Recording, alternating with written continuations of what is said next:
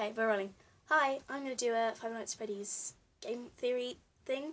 I would first like to refer you over to Game Theory's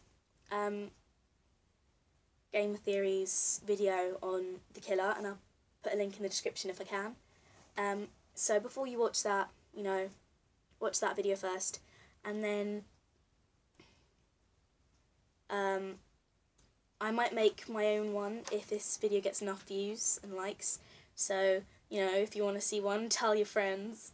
I'm just joking, I have no friends. Sighs.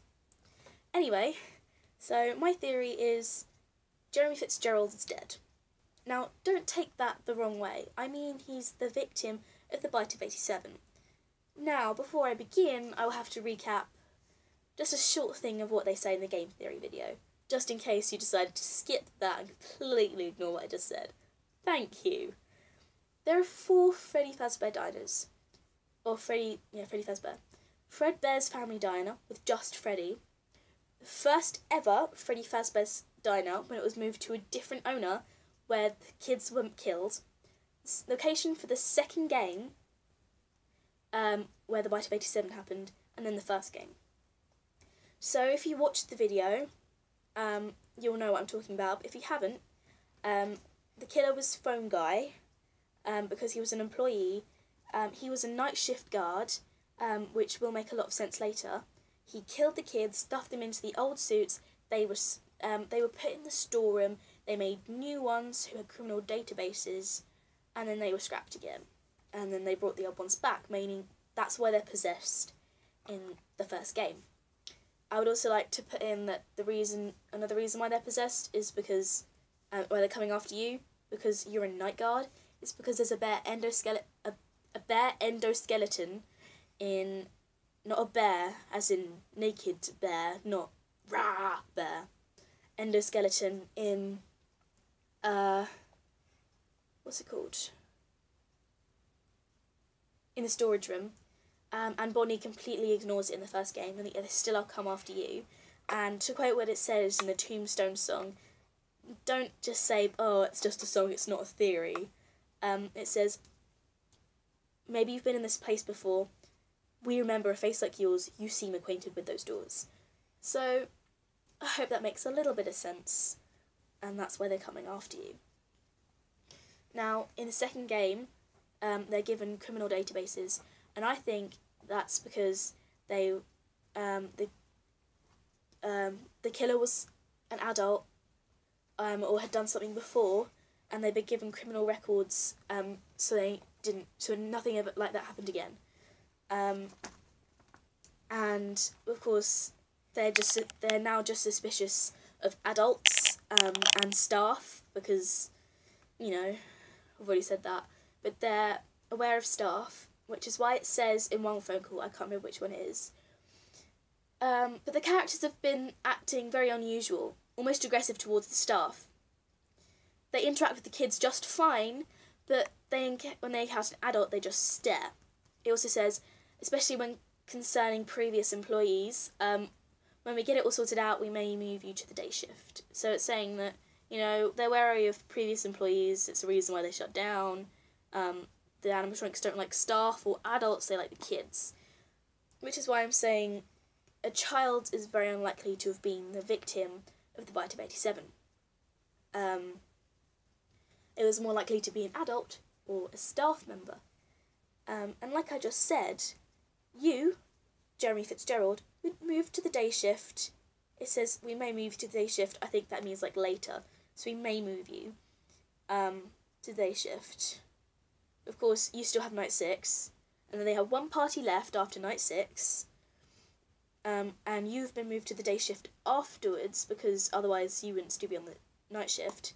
So you are working the party, the last ever party, before the place closes down, because I think the case about the kids was reopened, and people got suspicious. So they were being closed down. And the reason why they properly closed down and completely scrapped the animatronics was because one of the new ones caused the bite of 87. Of course, with suspicion, the owner would close it down himself because of bad reputation. But because of the White of 87, they would have been forced to be properly closed down, like properly. And scrap the animatronics. And like people have said, Mangle was the most likely suspect because of the way he swoops down and bites your frontal lobe. To you, for the way you're facing me, this is my frontal lobe. It does look opposite to you. It should be, it will look like it's on that side of your face, but for me it's on this side, so he swings down your frontal lobe. And that's what was, what's called it, bitten in the bite of 87. And of course, like we've already said, Jeremy Fitzgerald was moved to the day shift on the last day during the last party where Bite of 87 was most likely to happen. See where I'm going? The kids, like animatronics, love kids. They don't like adults, and they hate staff even more. Now, seeing as we haven't heard of any other staff, no cooks, no people at the registration, of course they wouldn't be in the dining hall, so they would have been very unlikely. Same with cooks, seeing as they would have been on the stage the whole time. You're a security guard, okay, so you would have been likely to know, walking around, checking everything's okay.